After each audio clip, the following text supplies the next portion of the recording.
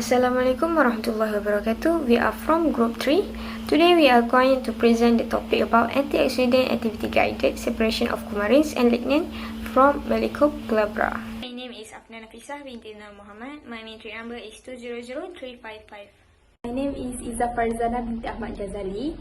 My matric number is 200473. My name is AIDA ZAFIERAH binti ZAKARIA. My matrix number is 200385. The first one is Melicope Glabra taxonomy. Taxonomy is the science of naming, describing, and classifying organisms. There are 7 levels of classification for Melicope Glabra. Melicope Glabra is a part of kingdom Planae under the phylum Tracheophyta in class Magnoliopsida in order Serpinderos. Melicope Glabra is the member of Rutaceae in genus Melicope, and this is Melicope Glabra Bloom TG Hadley. There are many traditional usage of Melicope Glabra, including the flowers, roots, timber, and leaves. For the flowers, it can control the conditions of disease and disorders, including the hypertension, menstrual disorder, and fever. For the roots, it is used for the treatment of colds and rheumatism. For the timber, it is used in construction. And lastly is the leaves. It is consumed as salad and condiment for food flavoring, as well as traditionally used to revitalize the body. So I will explain a little bit about the secondary metabolites present in Melicope Glabra species. There are 3 main class of secondary metabolites present in Melicope Glabra, which is coumarin, lignan, and also polyphenol. So for coumarin derivative or compounds that exist in this plant, it consists of umbelliferan, scopoletin, and also glabranin. So umbelliferan, also known as 7-hydroxycoumarin, which is substituted by hydroxyl group at position 7, and it consists of 9 carbon. For scopoletin, it is a hydroxycoumarin due to the presence of hydroxyl group at position 7 and the presence of methoxy group at position 6.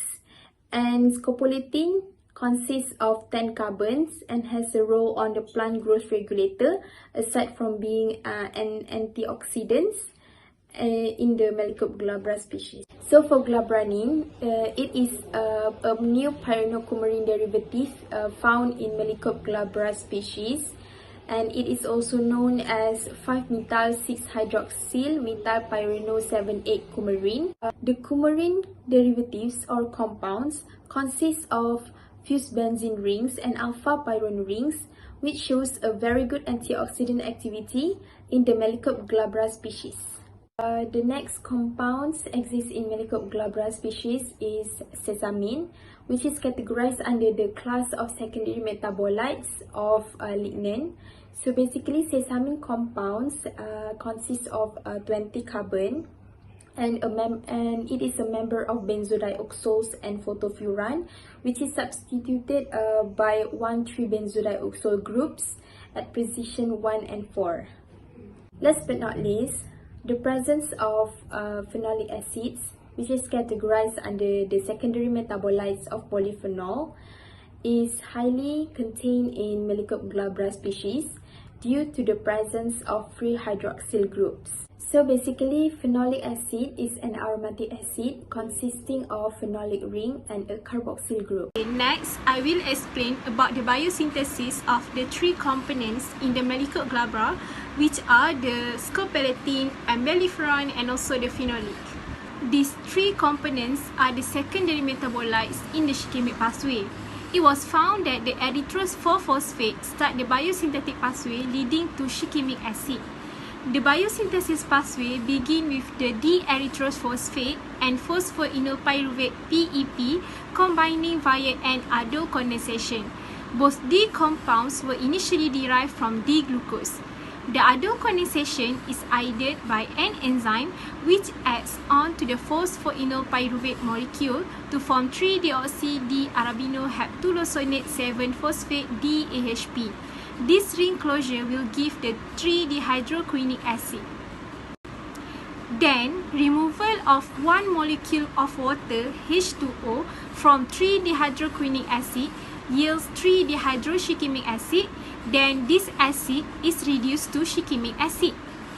Phosphorylation of the shikimic anion with adenose triphosphate ATP give shikimic 3-phosphate, which then react with another molecule of phosphoenol pyruvate PEP to yield 5-enol pyruvyl shikimic 3-phosphate.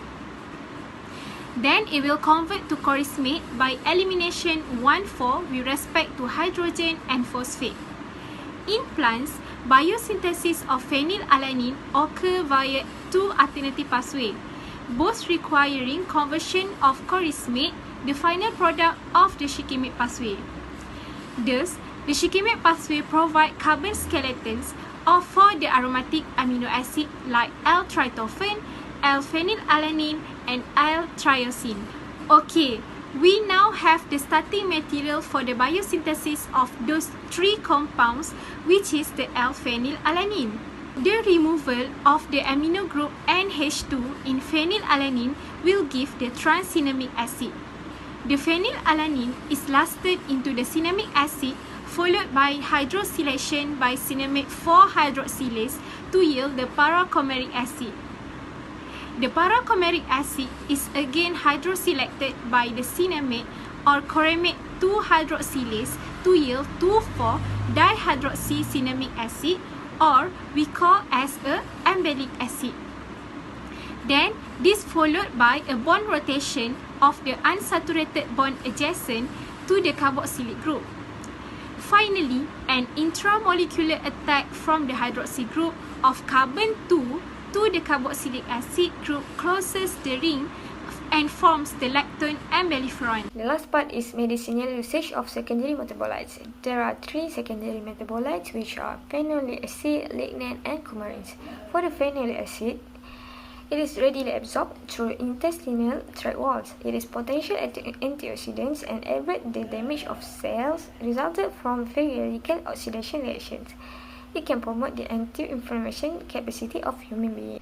The next one is lignan. It is a steroid-like chemical structure. It can lower risk of heart disease, menopausal symptoms, osteoporosis, and breast cancer. Coumarin can prevent recurrent blood clot formation from atrial fibrillation, thrombotic stroke, and transient ischemic attacks. So that's all from Group 3. Thank you very much. Bye-bye.